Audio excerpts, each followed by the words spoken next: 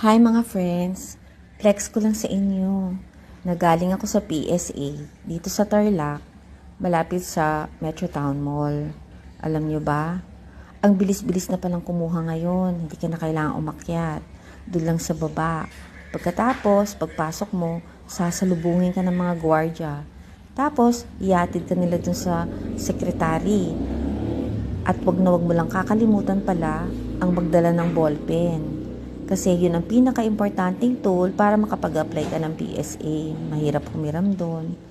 Pagkatapos, pag na-insure na ng secretary, kaagad-agad dadaling ka niya na doon sa pagbabayaran. So, magdala ka lang na 135 pesos para sa birth certificate.